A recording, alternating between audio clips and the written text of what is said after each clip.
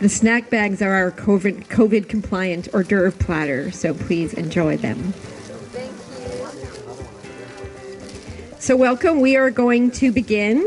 It is so lovely to see your faces reflected in the sunlight across the lake. Thank you all for coming and for being part of this new way of living. How do we do the things that we do, the rituals that we have, and the moments that we need to make meaning of our lives? Like a book launch of a book that someone's working on for over a decade. So it's so nice for you all, to see you all here to celebrate the launch of Petra.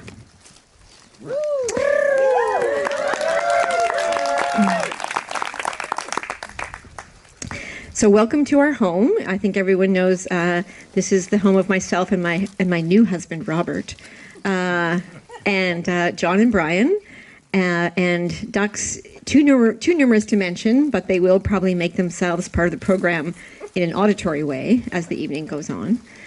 So make yourself at home. Take up as much space as you like. In terms of washrooms, there is a washroom in each of these two houses. If you go behind the heart banner, there's a washroom in this house, and in there, back through that gate, there's a washroom in that house. So that's logistics. So, Petra. I imagine some of you will know something about Petra Kelly, and others of you will not. But if you have ever voted Green, or thought about voting Green, or wondered about the Green Party, then your life has been touched by Petra Kelly. Petra was the founder of the Green Party in Germany, and she was the woman who propelled the Green Party to become an international phenomenon. Now, like many women in history, she has largely been written out of history, until tonight.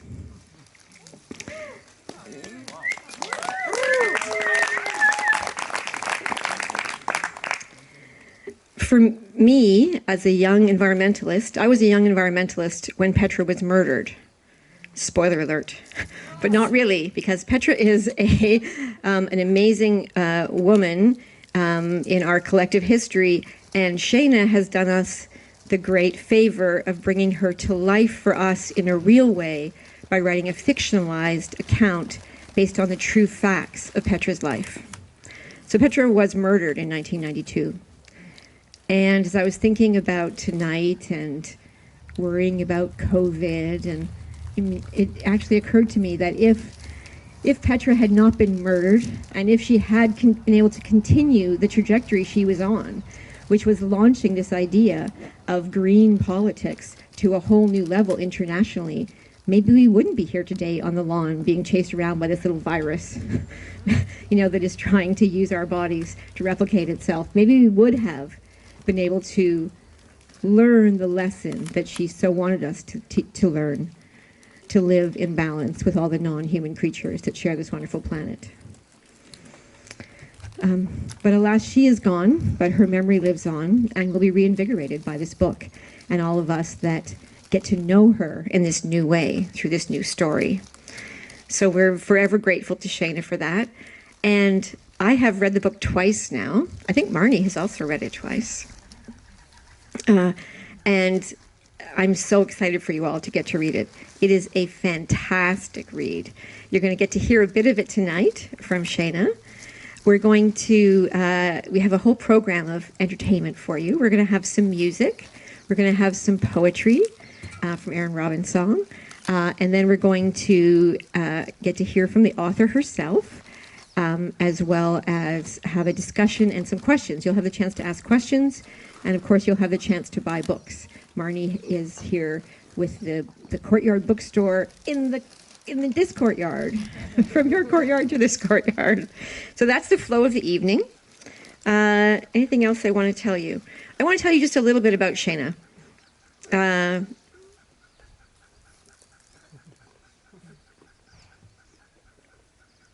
Shaena is, your friends who are so close to you, you have no idea when you met them. They're just part of your life. And so just on the dock in the past few days, Shaena, Bob, and I have been reconstructing our history. And we realized that we met in 1988 at a protest at the Toronto Hilton, downtown Toronto, the Hilton Hotel. It was during the 1988 federal election, and there was a big conservative rally. Brian Mulroney was the prime minister at the time. And Canada was considering purchasing nuclear submarines. Well, I worked at Greenpeace, and Shaena ran the Canadian Peace Alliance. We did not think this was a great idea, these nuclear submarines. So our two organizations partnered and disrupted this huge gathering at the hotel, which was the entire cabinet of the time. My job was to dress as a young conservative and drop a banner as the prime minister entered, which I succeeded in doing. And Shaena's job was to disrupt their meeting. So they just had to deal with us. They were forced to deal with us. Shaena was pregnant at the time. And so it's finally, they said, okay, fine. What do you want? We'll meet with you. And so there was agreed upon time to meet. And we thought, this is excellent. We've got the prime minister and the whole cabinet there to meet with us. So the meeting time rolls around, and they come in, and Shaena's there with a bevy of media behind her. And they say, well, no, the media can't come in. And so Shaena, inspired by Petra and all the women, fabulous activists before her, turns around and says to the media, well, of course you can come in. I mean, this is a public matter. It's a public discussion about Canada's future. I mean, how could the media not be? And the media are like, oh, we're coming in. The Prime Minister can't say no. So that night, the CBC National is Shaena debating with the Minister of Defence on whether Canada should purchase nuclear submarines, and you will notice we did not.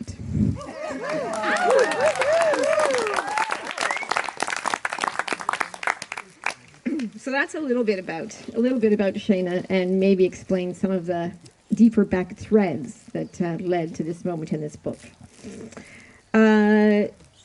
First off, I'm going to introduce Lucy Lambert. Lucy is a musician, a visual artist. She lives largely in Montreal, sometimes on Cortes. In Montreal, she is finishing her fine arts degree at Concordia. She plays in the all-women band 10% Velcro and the ragtime jazz band Clinker. So we're going to welcome Lucy Lambert.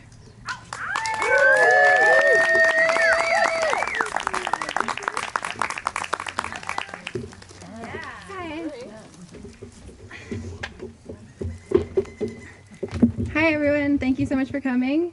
My name's Lucy. I am Shaena's daughter, and I am so proud of my mom for finishing this book. I've read it already, and I was really blown away by it. And always, I feel like such a big part of how I was raised was to care about political things and to care about the environment. And I know that my mom and dad met through their work in activism, and that's such a big part of what inspired her to write this book. And I'm so grateful for that, having that influence in my life. And I'm also really grateful for the influence she's had in my life as a creative person, as an artist. I feel like really lucky to have that inspiration for me on my own creative path. So congratulations, Mom, for this book. And I'm going to play you guys some tunes. This is called St. James Infirmary. It's a jazz tune.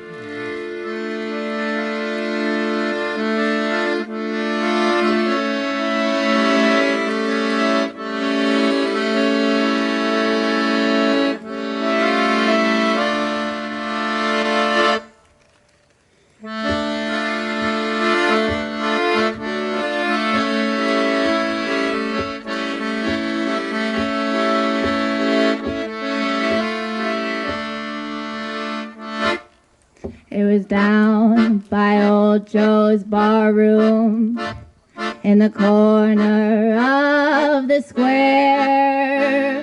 They were serving drinks as usual, and the usual crowd was there. On my left stood Big Joe McKennedy, and his eyes were bloodshot red, and he turned his face to the people, and these were the words that he said. Well, I went down to St. James Infirmary, and I saw my baby there. She was stretched out on a long white table, so sweet, so cold, so fair. Let her go, let her go. God bless her soul, wherever in this world she may be.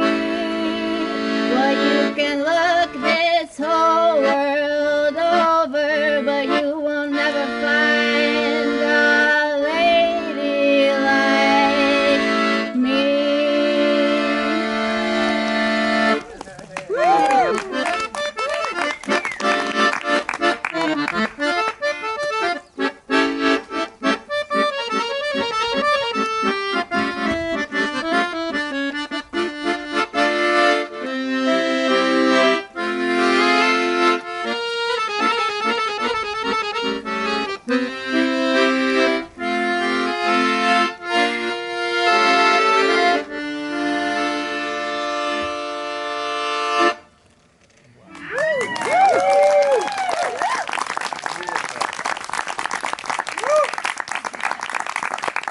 Thanks.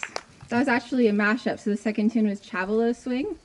Yeah, I really love swing and jazz tunes a lot. This is another jazz tune. This one was written by Duke Ellington over 100 years ago, in fact.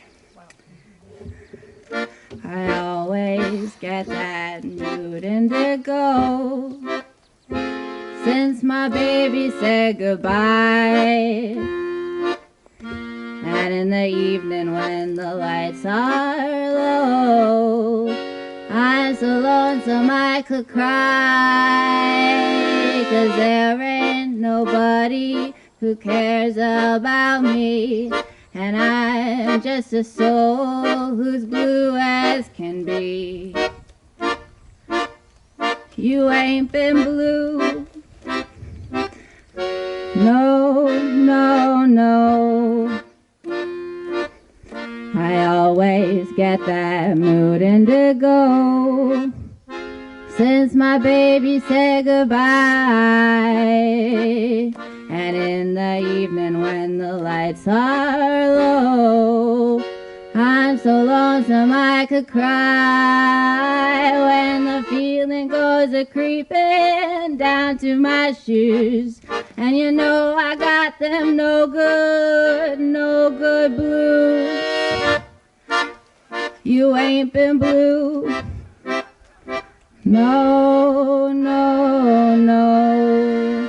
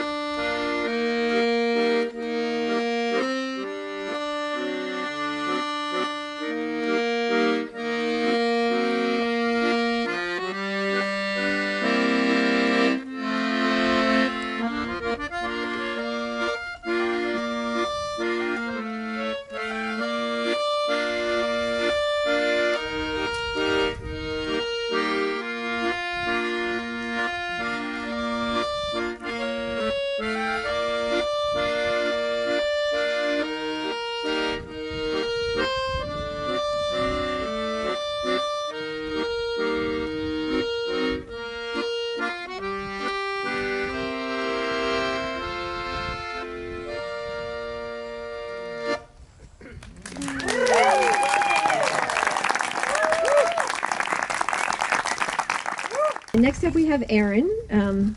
Erin is no stranger to many of you, a daughter of our beloved Siobhan, and a daughter of the island. When I was thinking about you today, though, I also thought I thought of you kind of as a sister to the island, like a mother to the island in your own way, you know? A piece of this island, like this lake. And Erin has been gracing us and the world with her poetry for some time. You know, we all do we live in this island, and it's so amazing that we kind of forget how incredible some of the people we live with are. Erin's poetry has been lauded in the Globe and Mail, various publications internationally. Her book of poetry, it's called A Rag Cosmology, is for sale right here behind us. And, there it is, and there are something happened there. And there are 2 new books of poetry coming out. You heard it here first. Erin has 2, not 1, but 2 new books coming out. One is called Everything Minds, and one is called Liquidity. So, yeah, I know, pretty great, hey? And Erin just told me tonight that she is about to embark on her PhD in ecological imagination. Now that's a thesis I want to read. So without further ado, Erin.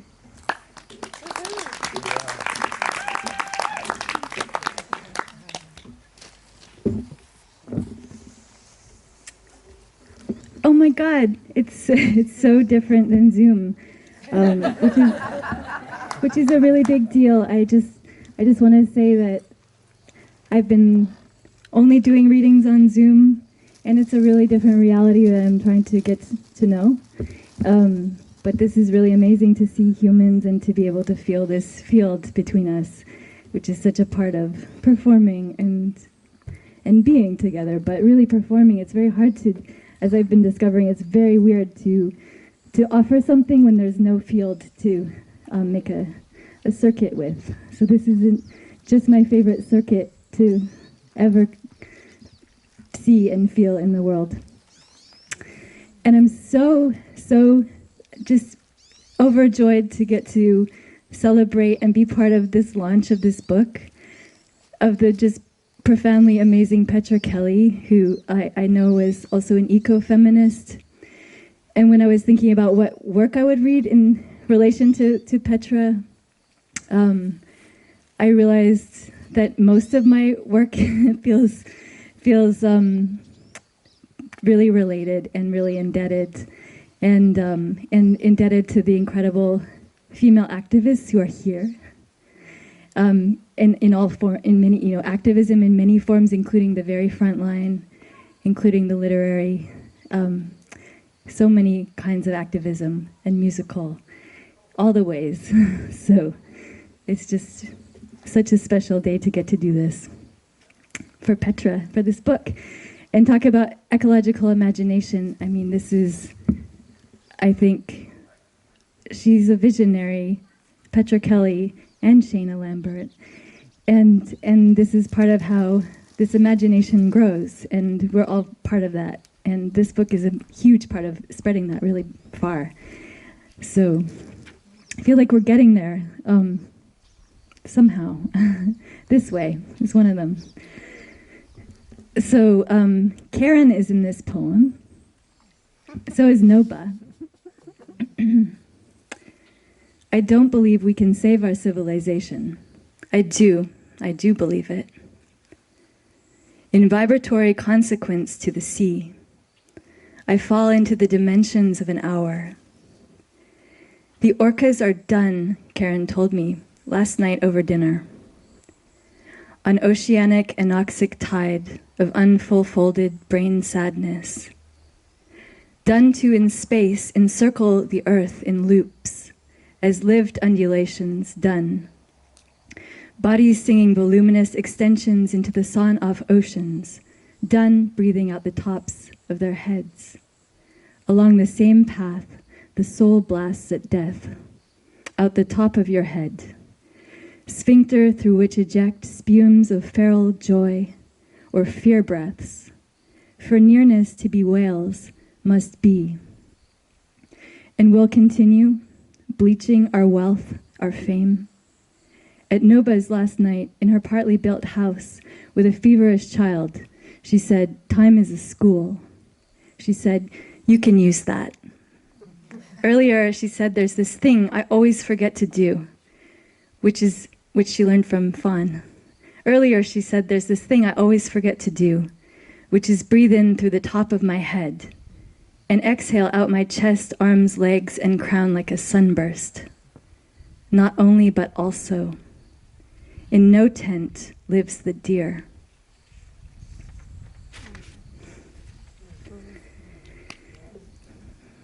And I know that there's been lots of orca sightings. I don't know how they're doing at the moment, but I know that they're still here right now. Can you take something out of this world? How's the sound? I can't tell. Okay. Can you take something out of this world? Yes or no? Tanya is pruning the roses. Yes. Poetry is access to information. Yes. Is a rose an archive? No. A memory? Yes. Of silky scents? Yes. A garment? No. Many garments? Yes. Yes, fresh the dress of the mind, so I know, I know, I know. I court a form, yes. Windward on the processual rosebuds, yes. Or know how I came to yes in the arboretum of sexual flowers, yes, and bite this kumquat and live. In the woveness, streaming, yes, infloresce, petroleum ghost parts, yes. In the glossy vocal yes powers, the bird yells of power, the rotations of softness. All this I remember happening, yes, coming to pass away a spell, to become glossy, yes, and furred, touting instruments, yes, of not death, nor shortage, nor no.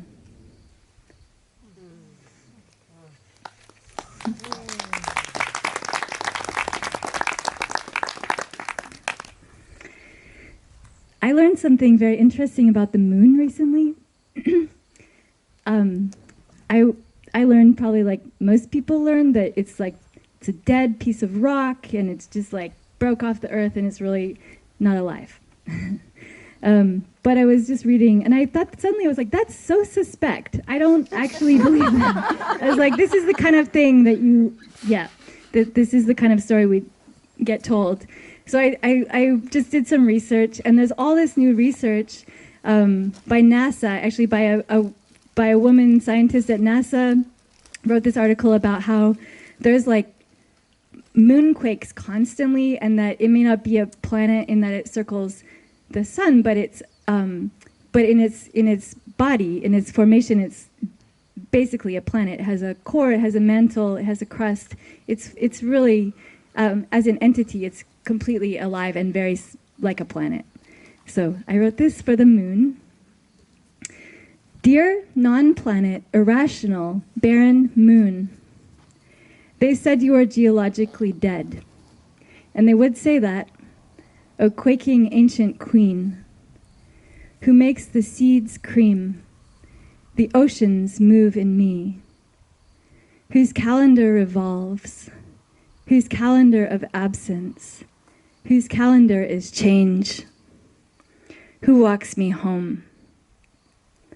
O moon, make me less blurry, make me a detailed plan through swarms of death, beside and below, traveling this edible, sprawling body, through abyssal fractals, leaning back to my origin's origin, continuing in the deep element to find my mind, by flap and by shimmer, onward toward I do not know, into the deep curtain, the vast eye, sometimes stupidly certain I'm totally lost, or have never been.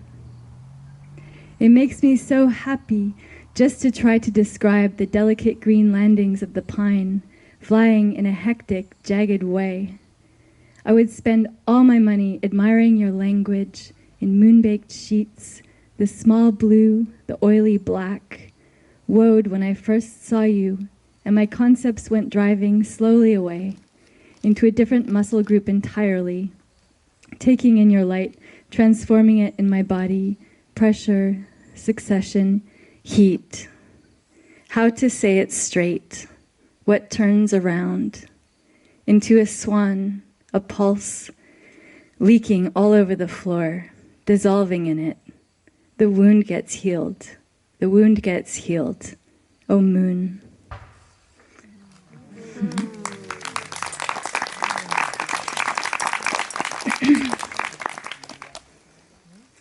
This is called New End. I like how the mic also decides what to highlight. New end. Start being a spell. In this sense, connected, fragmented as points we can't see. In this, a spirit storm that's gathering energy. This brain I'm in's alluvium, misunderstanding what is ourselves. Am I a lady, a storm, or outright glamour of the sun? Notating endangered radiances, not a tree nor a bush, I utter my statement in the lost shape of a choice. It resembles dancing to look from many angles, being fanned ecstatic by labile green sails or whole storm of self, a bachelor in this enormous connect. How basic is magic? To make them shoot with myrtle, pick up anything, it could be a phone. Or do I confuse writing with hands? It's happened before. Feeling my tank I inhabit, if worlds were to fix a drift of thought as smears across eternity. My right heart is tight. My guts loop through my brain and mood and ideas. My ducts express these holes are not unconnected. The future is peristaltic, intercourse with weather, permanent revolution.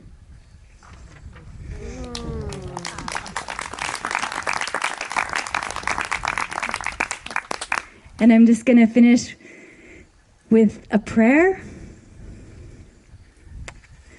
called Late Prayer. May our weapons be effective, feminine inventions that like life. May we blow up like weeds and be medicinal and everywhere. May the disturbed ground be our pharmacy. May the exhausted hang out in the beautiful light. May our souls moisten and reveal us. May our actions be deft as the inhale after a dream of suffocation. May the oligarchs get enough to eat in their souls. May we participate in the intelligence we're in. May we not be distracted. Let our joy repeated be power that spreads. May our wealth be common. May oligarchs come out of their fortresses and become psychologically well. May their wealth be returned to the people and places. May we shift, slide, rise, tilt, roll, and twist. May we feel the very large intimacy, and may it assist us.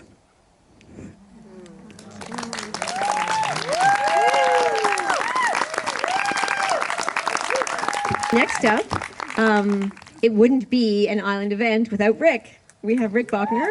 Yay!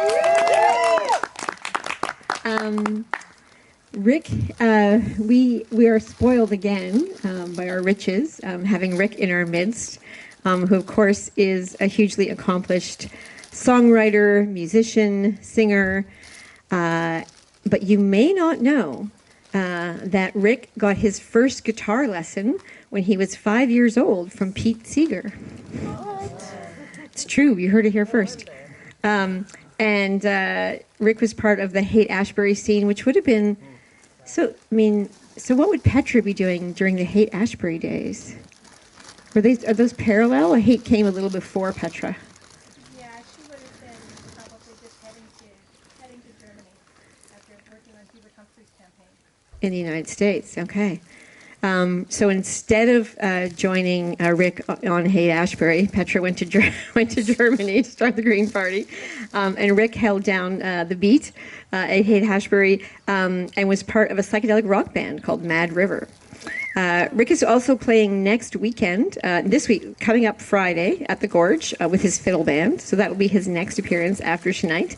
But we're super happy to have Rick join us tonight to share a few songs. Thank you, Rick.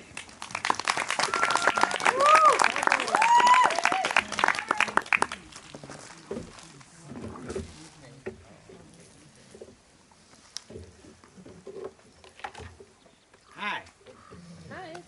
Hi, Rick. I haven't seen this many people in 6 months.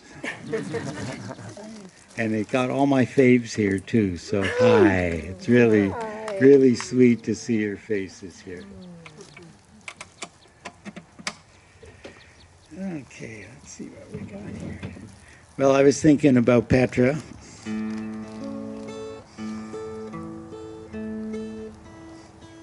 I'm trying to find some material that I thought she might enjoy. So some years ago, I began to see changes in the water around here. When I first moved here, we used to pretty much be able to say, lingcod or salmon, red snapper or rock cod, what'll it be tonight? And go find it and be gifted with that. So that's changed, and things like, things you hardly notice, like Plunger Pass, just out of Whaletown, used to have enormous kelp beds along both sides, and a great ecosystem for salmon to move through and for feed to hide in, and it was always lively there. Well, the kelp beds are gone, you know, and this incremental shutdown.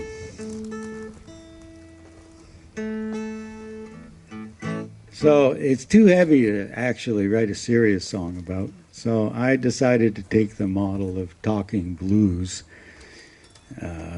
as I heard Pete Seeger and Woody Guthrie do, and some of my other mentors over the years, and put this together. And this is kind of a oceanic history of pollution.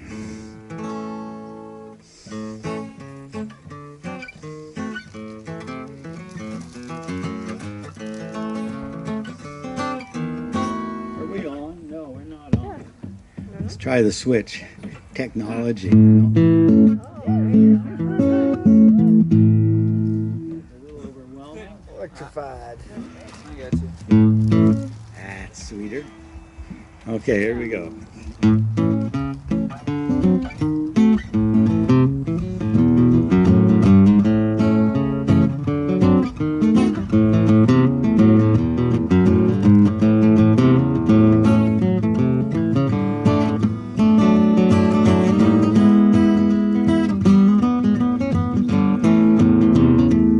Well, I'd like to meet the man who first got the notion of throwing what he didn't want into the ocean. If something smells or it ain't worth mending, huck it in the brine for a happy ending. It's so vast.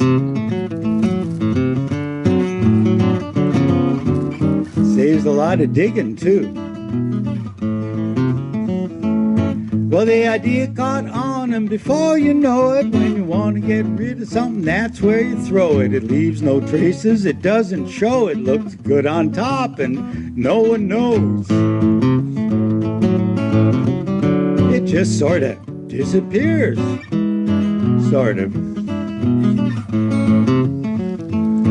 Well, millenniums later, here we are. We invented the spaceship, we invented the car. We got miracle drugs, we got big jet planes, but some things always stay the same. Shit happens. Only bigger and faster.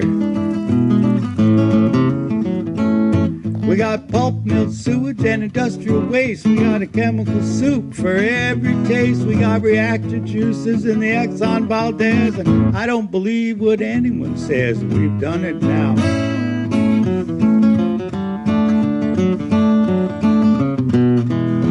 Look out below. Now the tourists are grumpy, the commercial boys scared, business is hurting and salmon are rare, shellfish are poison and not fit to eat, but it didn't all happen in a couple of weeks. For under the waves where we ain't been looking for 100 years, this mess been cooking. And if you hope to ever defeat it, you gotta process your effluents until you could eat it. What's for dinner, Mom? Craft pulp dinner. Your favorite. Now, if it's the oceans that we want to save, we got to put our minds beneath the waves, because it's a delicate balance nature made, and we don't know the part we've played. Move over, nature. We got a better idea. Seemed like it at the time, anyway. So the other day I was wishing just to hop in my boat, maybe go out fishing, catch a salmon or a couple of cod, and just put myself in the lap of God. I guess I waited too long, 'cause there was nobody home.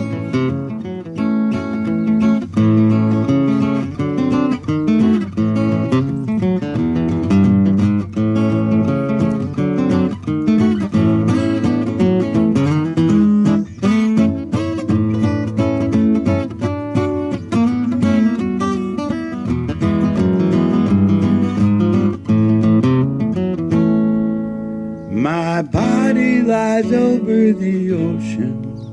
My body depends on the sea. My body cries out for the ocean. Oh, bring back my ocean to me.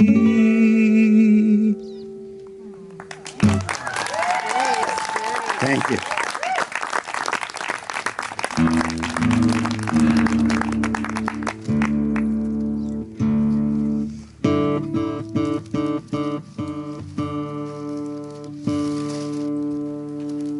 So when my daughters, Rose and Amy, were little things, not too little, like 7 and 9, they had this process they used to do. You know, it's the, Dad, she kicked me and I only pushed her with my foot a little stuff, you know.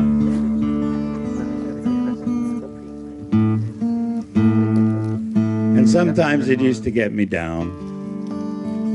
And other times I would know it was just a temporary thing and I'd outgrow it.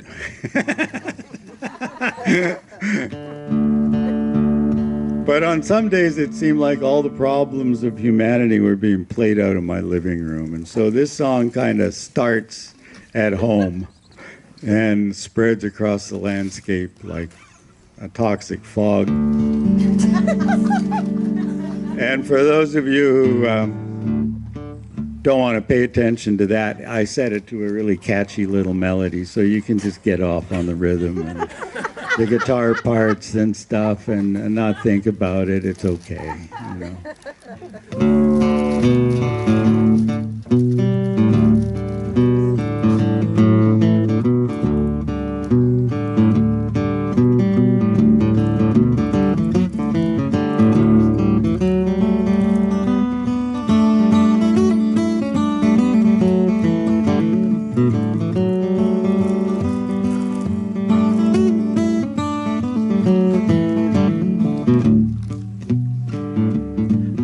Kids fight, they try to wear each other down.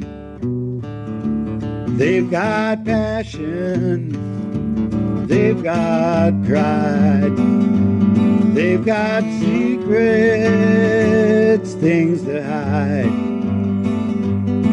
And me, I'm not immune to feelings just like those. I've got my darkened corners where no one ever goes. But when I see them up against the things that they must learn, whoa, heartburn.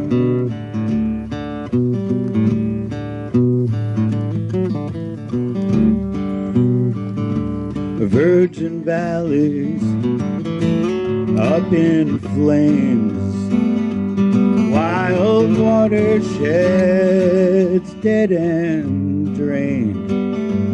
Greedy blind men lead the blind, with only desolation left behind.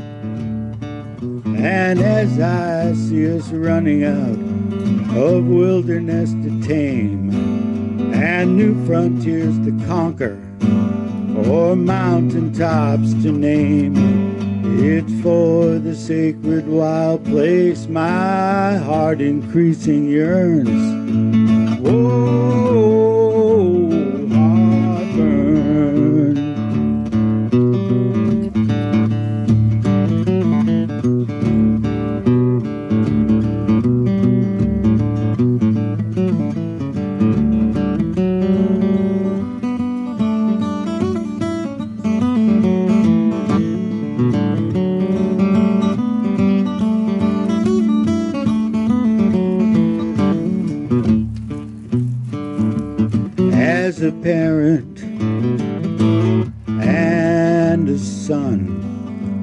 I can't undo what's been done in my family or my world. But the price of our neglect will be revealed. So many places I called home and played in as a child have been consumed by hungry ghosts and are no longer wild. It's not surprising that it's to our memories we turn. Whoa, heartburn. Whoa, heartburn. Whoa, heartburn.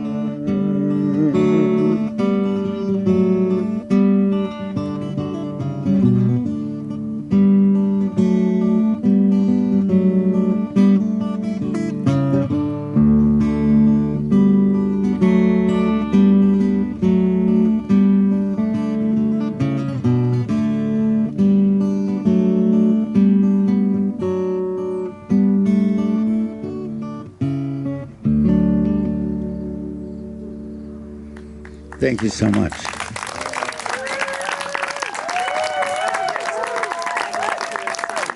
It's also damned important. I'm glad that so many of us are trying with our own voice or our own words or our writing or our work with people or our poetry to at least say,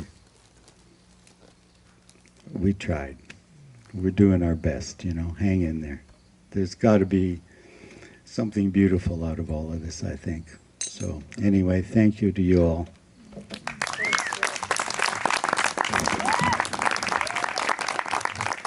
Shaena is the author of 3 previous books, 2 books of short stories. One is called The Falling Woman, and the other one is called Oh My Darling, and a novel called Radiance about a woman who was a Hiroshima survivor. They're all brilliant, and it's one of those things when you know you have your friend, your bunny friend, that you go swimming with, and you talk about, and then you read her inner life. Then she is so brave as to bare her soul on the page and tell you, right there in black and white, what gives her joy, what gives her pain, what is her deepest fears, and she's sharing it with me and the whole world. And it's so courageous, and she does it in such a beautiful way. I can't wait for you all to read the book, and I'm going to now invite Shaena up to tell us a little bit about the book and read us a little story from the book, and then we'll have some discussion. Shaena Lambert.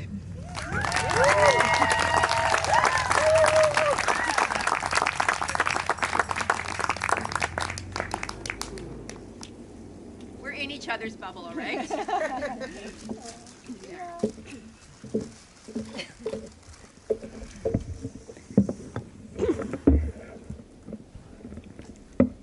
How's that?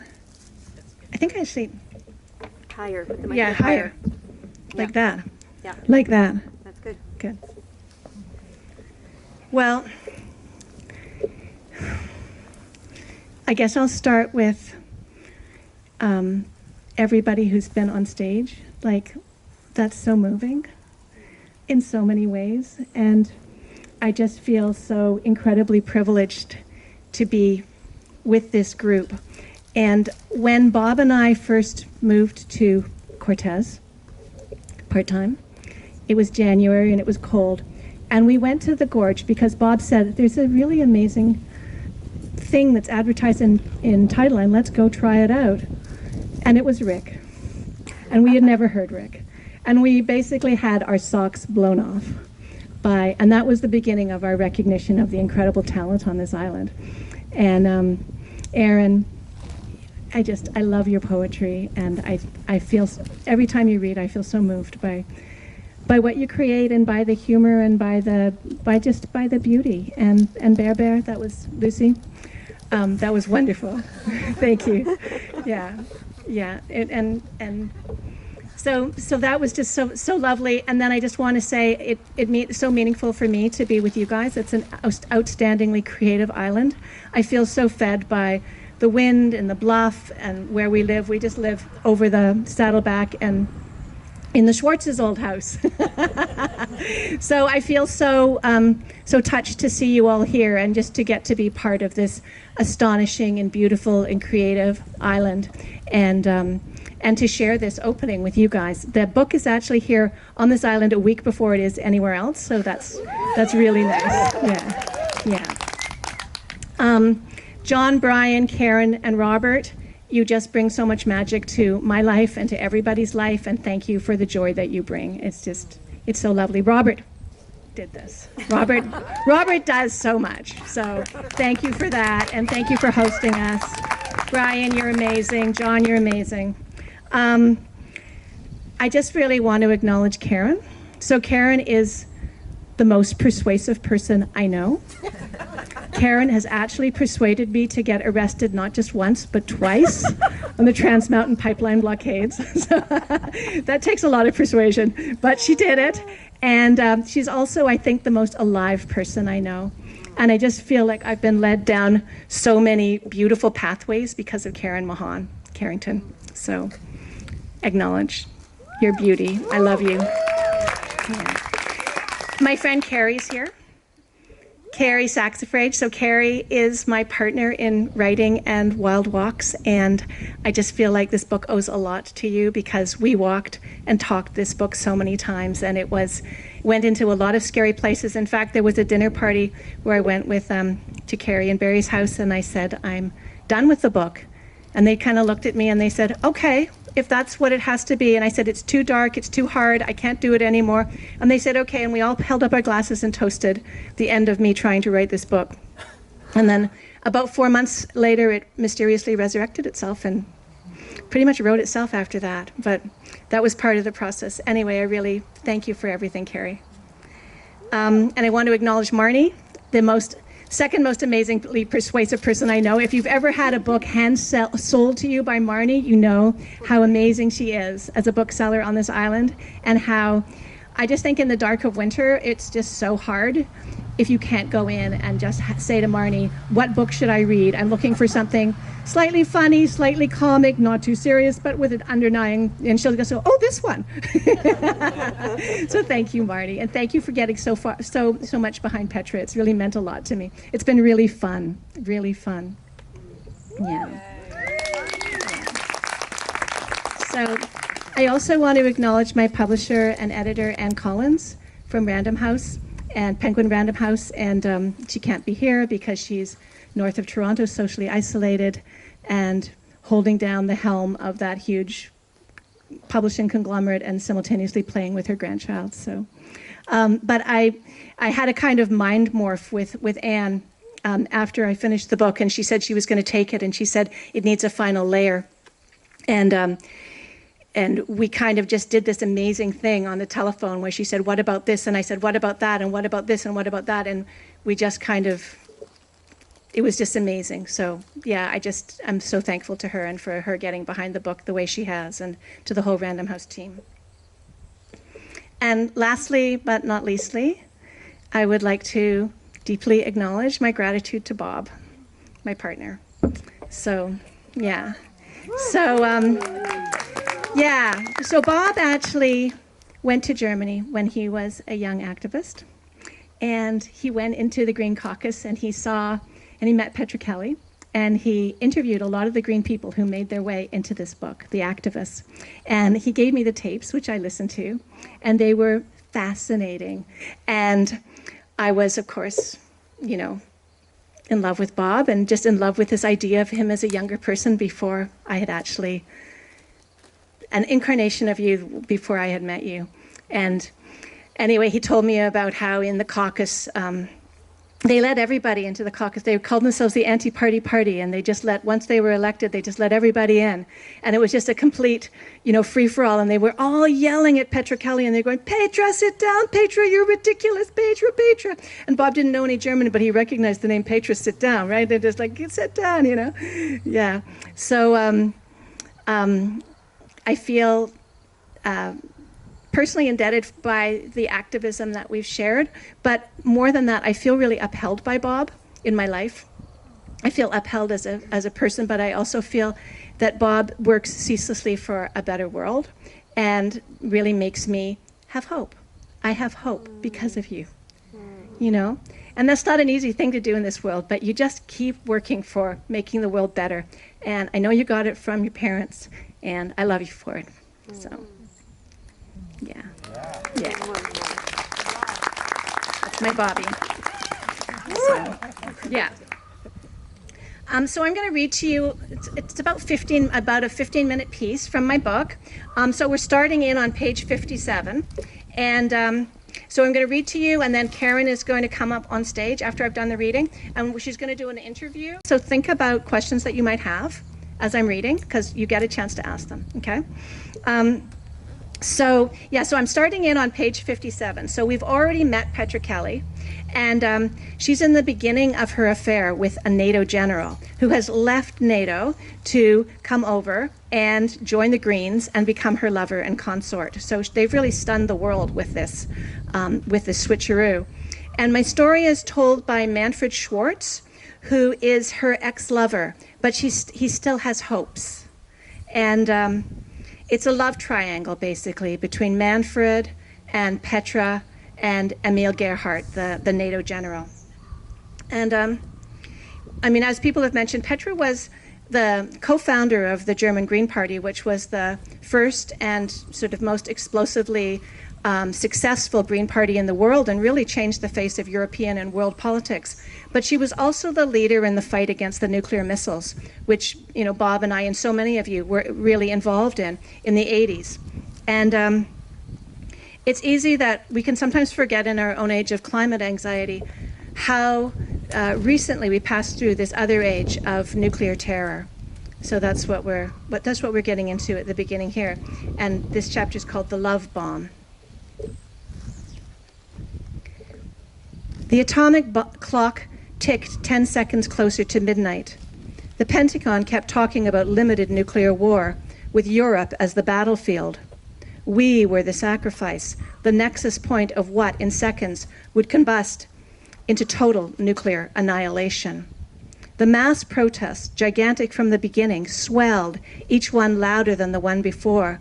And to our surprise, East Germans beyond the wall found ways to protest too, holding meetings in churches, gathering in candlelight vigils against the Russian SS-20 missiles, actions that often ended with the protesters rounded up and jailed in the Stasi cells of Normannenstrasse, the secret police headquarters. We heard about these acts through the work of the underground journalists, samizdat bulletins and messages smuggled across the wall. Yet what did the press want to cover?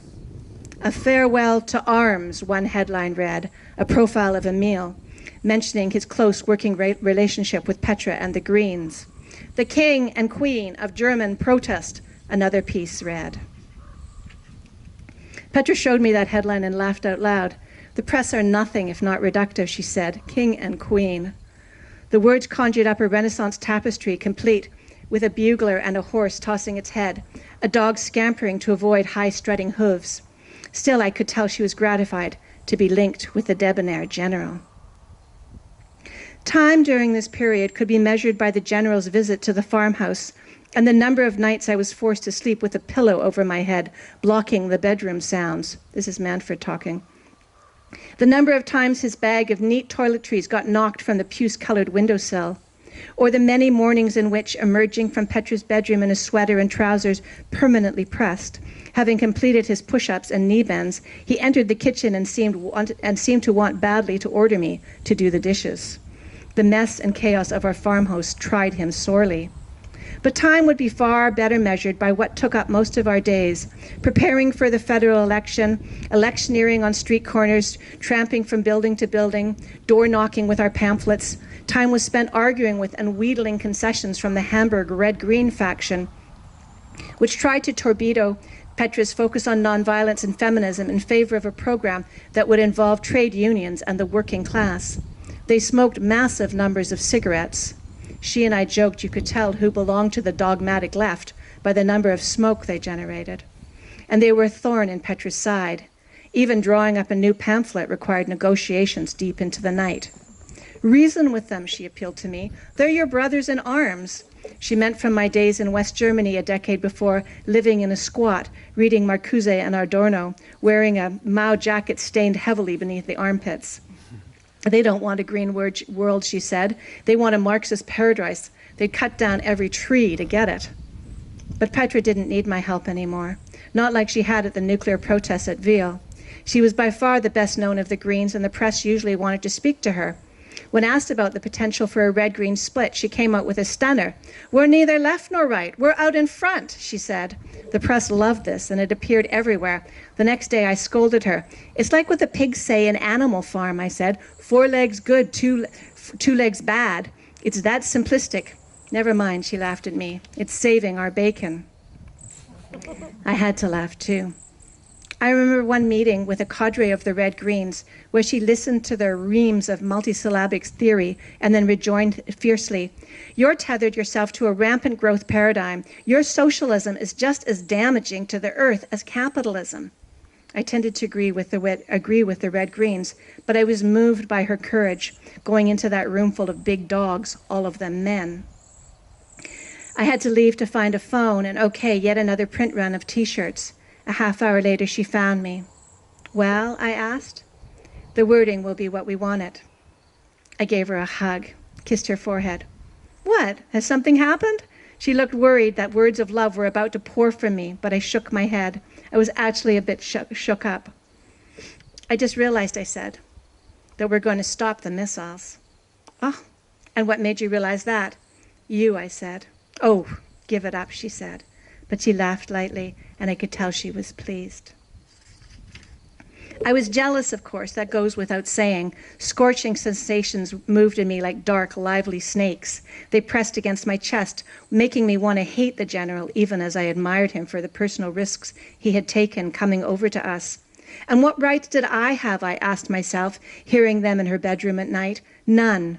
I was the door she had used into the nuclear movement, and now she had passed through it into a grand hallway. She was the queen, and I was arranging more T-shirts. Still, if anything, since Emile had arrived on the scene, I felt Petra's sexual energy more powerfully. I kept remembering how, after I told her about my father and his beatings, she got on top of me in bed and slipped the shaft of my penis in and then rode me with her palms pressed against my chest, as though she would pluck out my grief, as though this was her most secret skill, ardent and gentle, to pluck out pain. And now this gift of physical absolution was all for the general. The peace movement soon shifted to make room for him, and I had to admit I found myself impressed by this man. He was exactly what we needed. We used him the way a child might pause in a schoolyard fight to fetch his bulldog. He said in public that the missiles were unacceptable, that any nuclear engagement would lead to a full-scale nuclear war.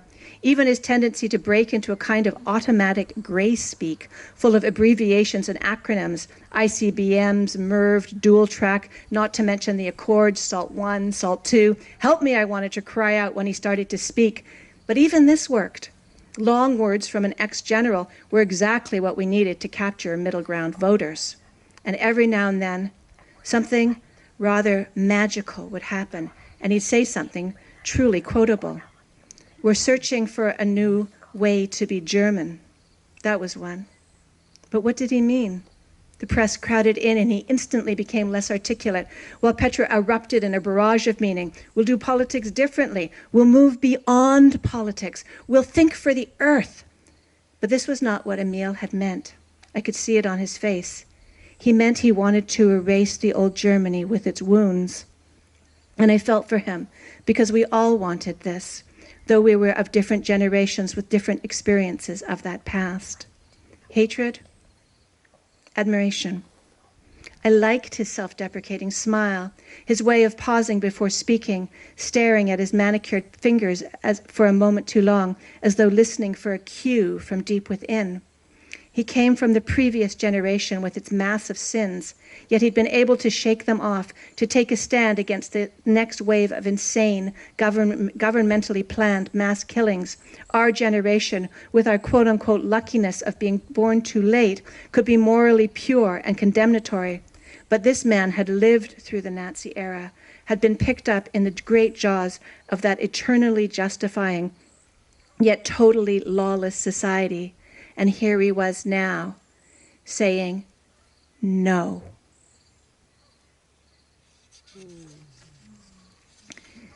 So it's a love triangle, as I mentioned. And this next little section is Manfred talking to Petra. And what about his wife, I asked. I said this to Petra one night 6 months into their affair. We were at the farmhouse. It was late summer now, and we sat in the bay alcove of the living room, with the windows thrown open, a spot Petra loved. I don't know what you mean. What about her? I thought of Helena, whom I'd seen at their first debate, her face calm yet ashen. She seemed like a dignified woman, and a likable one. He's told Helena about you? Yes, obviously. She looked out the window at the lush fields. You believe in free love, I continued, but free love shouldn't be damaging to one of the parties. You don't do the dance of free love on someone else's head. She breathed in quickly, hurt by my words, but then she said evenly, no, of course not. This is one of the things about you. I stopped. I didn't want to launch into this, how her honesty about other lovers had caused me so much pain. It had always been such a hard dance, being free with Petra Kelly. I just think he ought to tell his wife his full intentions towards you, I said. Intentions? What a word. You're sounding very old-fashioned and patriarchal. I'm talking about fair dealing, Petra. Yes, I know. You never spared me, I said. It was official openness every day, whether I wanted it or not. You practically telephoned me from that Irish trade unionist bed. She had, to read parts of a speech she was to give the next day in Dublin. She was in bed with another man, but so what? That's what she said. Everybody here is a grown-up. I looked at her, curled in the window seat. We'd been sitting for ages, and dusk was beginning to rise out of the fields outside, out of the copse of trees. Night always seems to come from the land first, the sky being the last thing to darken. I should leave this alone, I thought. Just leave it now. I've seen him picking up flowers, I said. Whenever he visits you, I think that she gets a bouquet. So what? She stood now, spilling her tea. So what? I just want you to be honest with yourself. So she does, this great believer in free love, she does go and speak to Emil, and she urges him to be honest with his wife, and this is the result. And so that weekend, Emil and Helena walked by the main river. They sat on a bench, and he told her the truth. It wasn't merely sex with Petra, as it had been with Julia Kunst. It wasn't a passing fancy. You love her, Helena said stonily. I love you both. He tried to meet her eye, but she wouldn't look at him. The river was glazed by bits of light. By the shore, willows dragged their fingers in the water. He was being honest, but why? He had never been perfectly honest with Helena before. The comfortable silence had been exactly the right milieu for their marriage. Their childless sorrows, her anguish, and his mute care. His wartime memories wrapped in a cushion of shadow. They were children of the war. Too much light could destroy them. When Helena spoke, her voice was steady enough. I'm not quite sure what you want me to do. I don't want anything. Emil was relieved but horrified. Do nothing. And what? This will burn out of your system? It doesn't sound like that's where we're headed at all. I don't know. I don't know what will happen. I'm sorry. But what am I to do, Emil? Wait for you? Wait like a fool? Nobody thinks you're a fool. Oh, everybody does. They think I'm a perfect fool. But they think the same of you with your quest for youth. The Greens! It sounded ridiculous when she said it out loud. You're like a man who sets out at dawn with a bedroll, thinking he can reclaim his youth by sleeping in ditches. She stopped, but never mind. It's useless to say a thing. You're in it now. Let's talk of other things. Who is going to take care of Felix? That was the basset hound. It doesn't matter how onerous your new political schedule turns out to be, Emile. I'm not going to be solely responsible for the dog's care. He promised to return home as necessary, to walk the dog. Felix will be happy with this arrangement, she said. Then she stood and walked on. Emile followed a few steps behind. She moved like silk beside the water. Yet for the sake of this new thing working through his bones, she had now been told to her face that she was being supplanted, at least for now, a telling that seemed in this moment utterly senseless and cruel. He was used to the old ways. Healthy doses of duplicity followed by healthy doses of roses, great bouquets of scented freesias. For me, what's the occasion? Because I love you.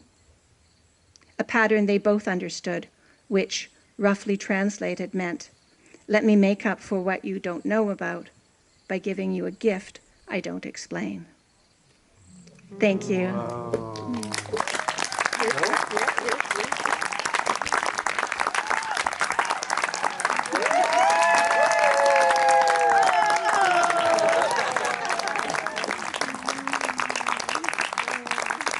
So first of all, my first question that I wanted to hear more about from you is, you told the story earlier about being at Carrie's and saying this book was too hard and too dark, and yet you persisted.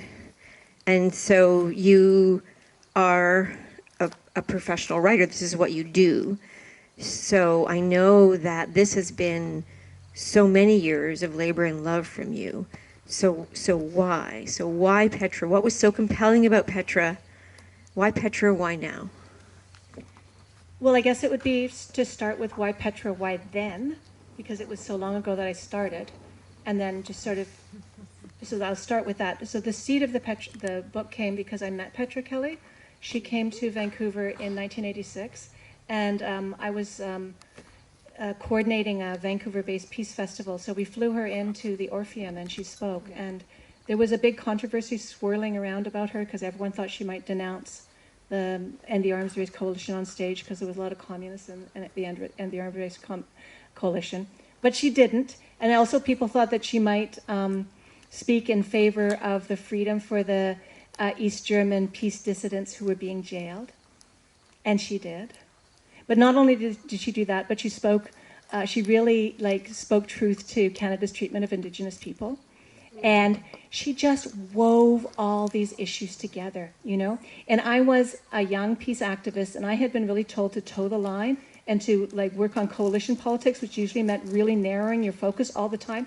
And there was this woman who took to the stage, and she was, well, physically beautiful, charismatic, super involved, searched out the young activists like me and talked to us personally. But when she took to the stage, she had no boundary around what she brought into her argument. Her argument was so broad, and I just felt like I was just, it was a new thing for me to see somebody do that, and I think that's what we call intersectionality now. But it was my first experience of it, that she got to say it was all connected, that feminism was connected to, the patriarchy was connected to issues of free love, how people treated each other in bed, that was connected to Tibet, you know, that was connected to the freedom of dissidents on the other side of the wall. So I was just completely electrified. And then years later, I heard about her death, and I was at, actually, Bob and I and the kids, Lucy was 10, Peter was 15, and our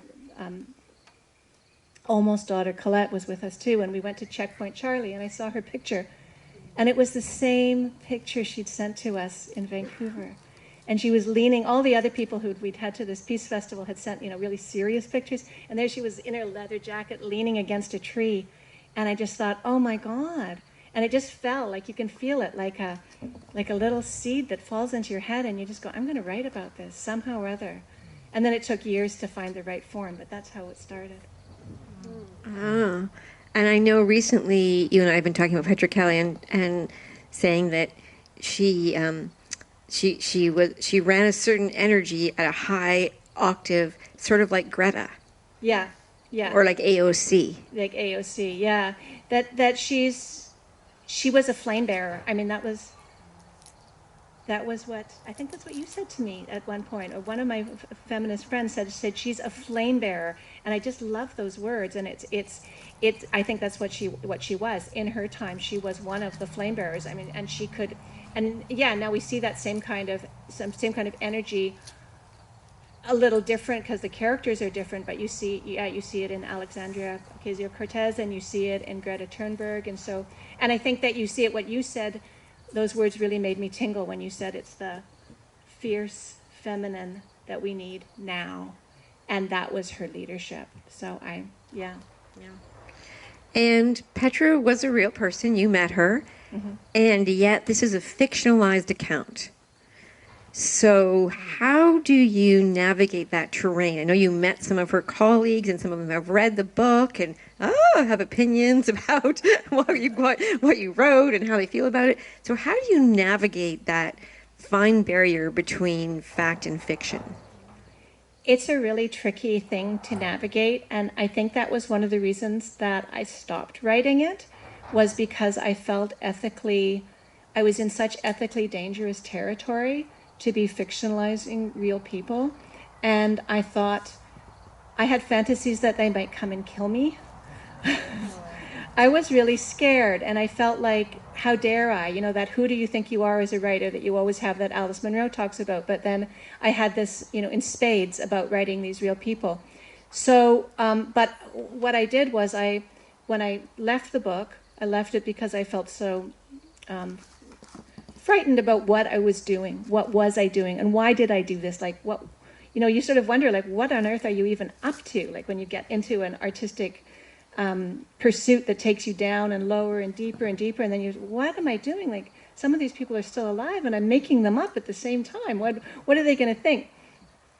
Anyway, I left the book, and then I picked it up 3 months later, and how I changed it was I changed their names. So in order to finish the book, I actually changed Petra's name to Magdalena, and I changed the other characters. And then I changed her name back once I found my publisher, because she really, really wanted Petra to be honored, and so did I. But I changed, I kept all the other names changed, because I wanted to honor the fact that I had fictionalized so deeply. But then I'll just tell one last little story, which is, there was this guy, Lucas Beckman. He was very central to Petra's life. He was one of her ex-lovers. He was very like Manfred. And I met him in 2016, and he told me many stories. And I stayed in touch with him. And eventually I knew I'm going to have to send him the book. So when I finally finished it, I sent Lucas the book. And my heart was in my mouth, because many of the things that Manfred does, quite frankly, Lucas does. Like, he's a composite of quite a few characters, but one of them is Lucas Beckman. And I waited in terror. And finally, I got an email from him, and I opened it up, and he said, I read it with such fascination. He said, and I tried to figure out what was me and what was made up, and I just was trying to follow it so closely, and eventually I just couldn't follow it anymore, and I just decided to enjoy it. And he said he loved it, and he said he felt like I'd penetrated to the heart of Petra, which was the biggest compliment I've ever had in my life with my writing. And then thank you. And then about 3 days later, his wife wrote to me. She said she also felt like I'd really nailed it. So that was really nice. For better or worse, you've nailed my husband's fascination with that woman. Yes, that lifelong fascination. So that's a good segue to my question about the fact that you've chosen a male narrator. You chose the stories told largely through the eyes of this man who is Petra's ex, who pines for her still. And as you gave us a little taste of, it's a political novel, it's an ecological novel, it's a pretty sexy novel too. So there you are, writing about this sexually embodied woman through a male gaze. So what was that like, and why did you choose that perspective? I really love that question. It makes me think about, when you're reading a female writer and she talks about the man's balls, it's always a little awkward, But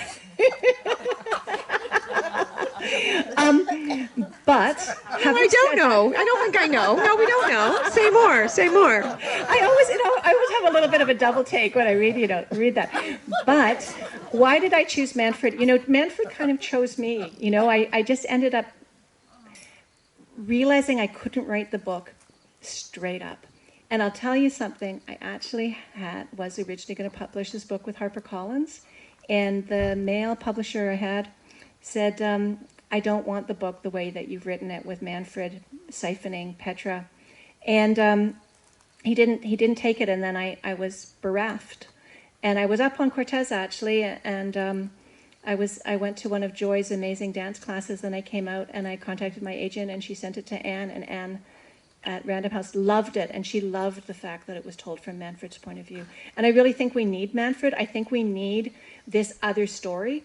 And yes, I think we need a man who's madly in love with her. I think that adds to the story. But it's also that at a certain point, they make very different life choices. And I really wanted to show that, like what it means. Because I really do think that when we look at these, it's like what Rick said, do we make a difference? Let's hope we do. But I really felt like in my story, I was trying to trace what happens when people do tiny things differently. And what does that mean to their life, and what does that mean to where they end up? And so I needed him as a foil, and I needed his life choices as a foil. And I only realized that towards the very end of writing the book, that was one of his purposes, and his wife and their life. So yeah. And you said just now that you wrote this book in large part on Cortes. So given that we're here and Random House has been really excited about this Cortes book launch. They're waiting for pictures. In this COVID era, we're inventing new ways all the time, and this is one of them. So Cortes, you live here part-time. I know you have a writing tent out on the bluff. Do you think that Cortes influenced your writing in any way? Or maybe the question is, how has being here infused itself into this book? Wow. Well, I just feel, I feel like it's just been everything, right? I mean, my life changed. So, as I said before, I had cancer. I didn't know, I was going to live a completely different life. We came up here. Dana said to us, why don't you go look at this house? We did. We bought it. My whole life changed. Our whole life changed. And this community is just it's such a rich and beautiful group of people, and I feel really honored to get to be a part of it. And yeah, I love it, and I feel really lucky. I feel really lucky, you guys. And look, there's the ducks behind it. They're coming. But I guess, and also, yeah, the wildness, like the fact that I have this writing tent and I get to go out there in summer and write there, I think it enriches you as an artist to get to be in this community and to get to be in this place. And it's very special and very precious. And when you think of the things that get generated out of this island, it's amazing. It's an amazing place. Mm-hmm. Lucky are we. Lucky are we. We should always try and remember. So it's getting dark, but we can take a couple of questions from anyone on the lawn that would like to ask a question. Any questions from you all around Petra or the book or the process or Shaena? I've got a question. Carrie. There was one line in it that really stuck with me. I think I emailed it to you, and the other Greens are saying we can't worry about the activists on the other side of the wall. Like, that is just not part of our mission. And Petra says, well, we have to, and we have to imagine what life is like for them, because if we don't do that, we lose a vital part of ourselves. And like, are those your words? Are those Petra's words? Like, how? I think it's a little of both. I mean, I did go and read all her speeches, not all of them. There's so many, but I went through the archives and I read many of the things that she said. But I tried to, in that particular section, it's written like a play. I tried to just embody what she sort of radiated. And I think she radiated that, like, you don't leave anybody behind in your fight. That's what the Greens in their anti-party were meaning. That was the meaning. And I think that meaning is so relevant now because we are realizing what a web we are, you know. And so they were web politics, the first part of that. And so no, she wasn't going to stop fighting for the people behind the wall. Some of the men in the caucus were saying, don't do that, it's taking the attention off the missiles. Like, we got to stay focused, we got to use our brains. But she was saying, no, with my heart, I say, I don't leave them behind. I don't ever leave Tibet behind. I don't ever leave the dissidents who are in jail behind. They come with me. And it was just natural to her because that's the kind of person she was. There was another question. Is it Donna? Yeah. I found that you nailed the sense of the pathos of the traumas that people from the past, Helene, especially the Gerhard and Helena, and their own flashbacks. You absolutely nailed the what we call it PTSD now, but it's just you just nailed it, the way that the pathos lived through their daily momentary flashes. And I was just wondering, where did that come from for you? How did you come to that you could write about that? Because you just nailed it right on. Nice question. Thank you. I'm really glad you felt that. I think when you live with the characters for a long time, you just kind of soak it in a bit. Like with Helena, I don't know. I can't even remember how I fell into the traumas that she had during the war. I knew some larger things about their relationship. I knew that they were people who weren't going to talk because Petra was a talker and Petra was a piercer. And so they were going to exist with their traumas in unspoken territory. So I wanted that contrast, that a lot of times people bring their trauma and it relies on being unspoken. And I think people of that generation in that war, after that war, that was how they held the trauma. They held it in silence. And I mean, I think that's just something that we recognize. I also did go and read a lot of narratives, what did you do in the war, Daddy? And there's a lot of there's one I mentioned there's one that was just oral histories of different people who had experienced Nazism, but also had been perpetrators, on all different levels, and sort of how they wore those memories now. So that was very helpful. And then I also read A Woman in Berlin by Anonymous, which is a fascinating book about the huge numbers of rapes that took place when the Soviet army marched on Berlin. And it was just, this was something that it came out in, I think, the 90s or even in 2000, and people didn't know that there had been this massive mass rape of women. And I think they were ashamed, and it was also culturally, like, the men didn't want the women to talk about it.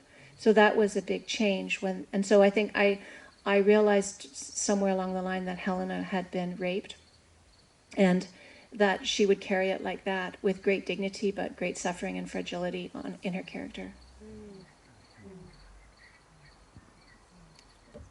Zeb? So, I mean, I don't know if you planned this or it's just awesome, but we're in the middle of the Green Party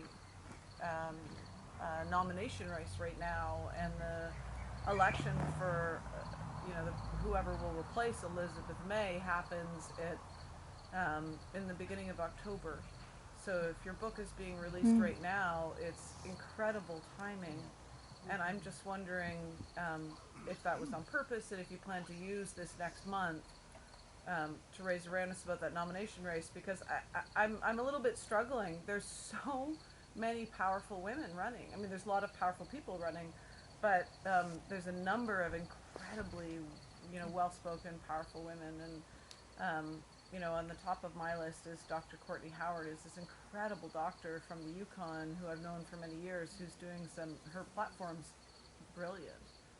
And so it just seems like incredible timing. So was it planned, and are you going to use the launch of the book to highlight the nomination race and to get people to vote? But I think there's only 8 more days to sign up to be a member to vote.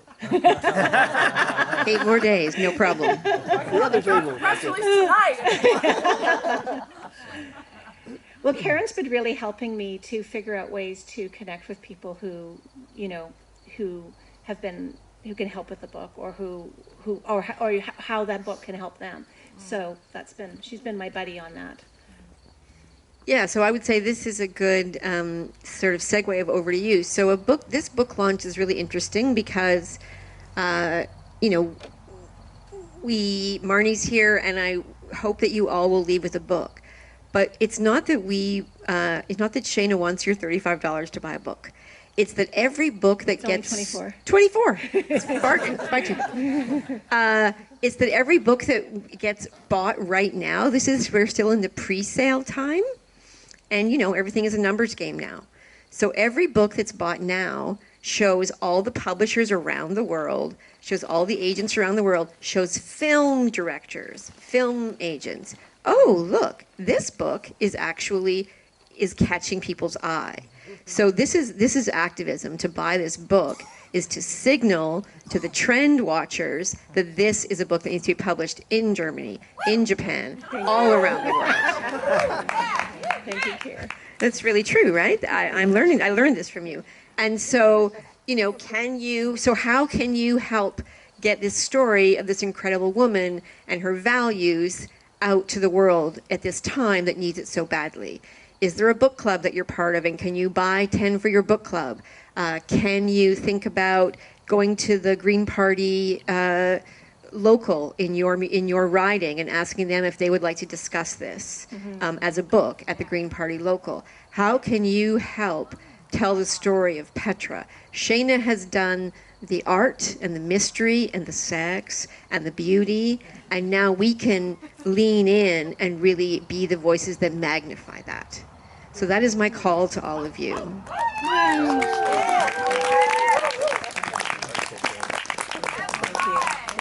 Marnie is selling books at the back, and Shaena will be here to sign them. I'll go over there. Yeah. She'll go over there to sign them. We'll bring over some light. And you are, thank you so much for your attention. You're more than welcome to hang around for a bit. We're going to be hanging around talking about Petra. Thank you to Erin. Thank you to Lucy. Thank you to Rick. Thank you all. Hang around and have a drink with me. Thank you to Aiden for the sound, and to the setup crew. Yeah, Aiden. And Autumn. Aiden and Autumn. Yeah, thank you so much for DJing, and thank you, Autumn and Lucy, for the flowers. They're beautiful. These are all created by Autumn and Lucy. All these beautiful flowers. Yeah. Thank you, everybody. Thanks so much. Thank you, Shaena.